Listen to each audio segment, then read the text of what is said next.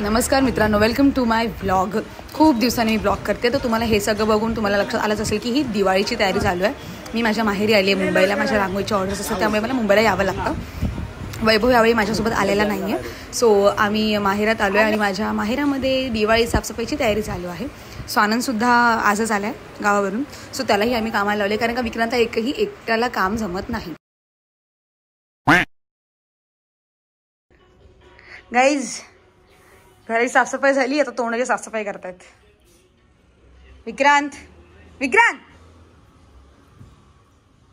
विक्रांत बोलतो मला गरज नाही, मी नॅचरल ब्युटी आहे. झोपेतून उठलो तरी पण मी छान दिसतो. पावभाजीची तयारी चालू आहे. साफसफाई झाली, तोंडाची साफसफाई झाली. आता आम्ही पोटाची पूजा करायचं बघतोय. सलोनी 1 नंबरची आळशी झाली आहे. मम्मीने पण चेहरा गोरा गोरा केलाय, चमक रही है. आनंदने पण आंघोळ करून घेतली आहे आणि विक्रांत झोपलाय आळशी 1 नंबरचा. नाटकी बंद कर, जशी काय आलंय मोठी हुरपारीच दिसतीये. दादरला चाललोय गाईज आम्ही. पण मी मुंबईला आले की आम्ही दादरला जातोच.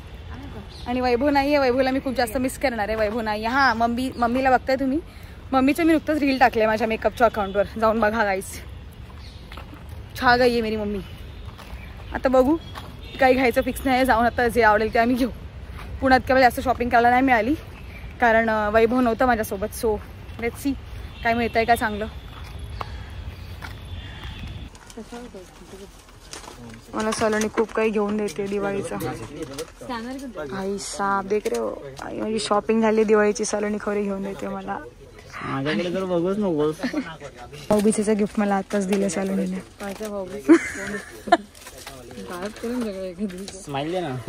सो आनंदने काय नाही दिलं, सलोनी असं सकलंय मला.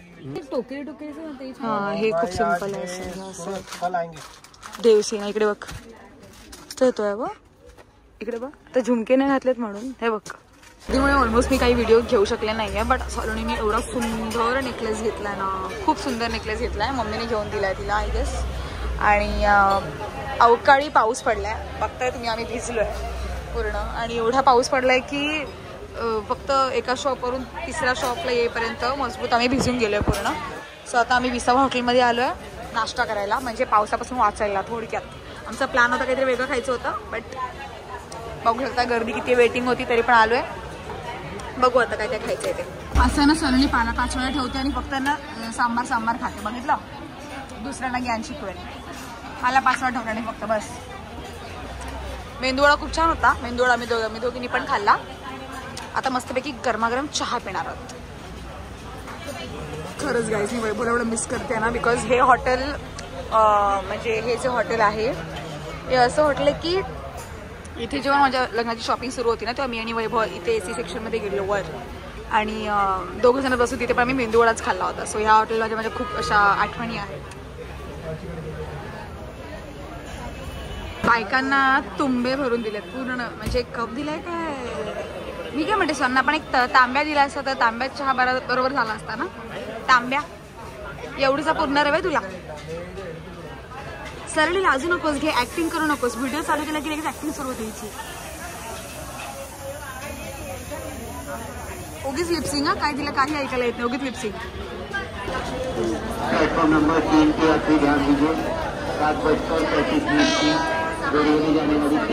आम्ही आमच्या कॉलनीत आलो आणि डेंजर बाबा, रिक्षा पण नाही भेटली आम्हाला, प्लस ट्रेनमध्ये गर्दी भेटली ती वेगळी.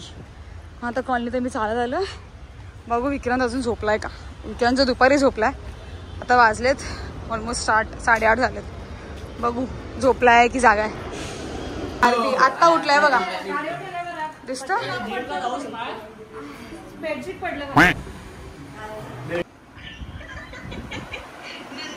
इकडे बघ राजमाता, मूर्ख माता.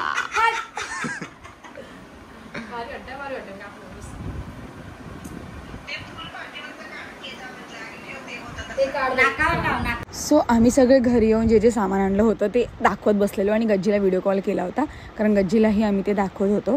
आणि गज्जीला व्हिडिओ कॉल केल्यावर गज्जी नेहमी अशीच असते, माहीत नाही का, मला अशी घाबरवत असते. सो आजच्या पुरतं एवढंच गाईज. Thank you for watching. आणि सॉरी जर हा बोर झाला असेल ब्लॉगमध्ये तर. बाय.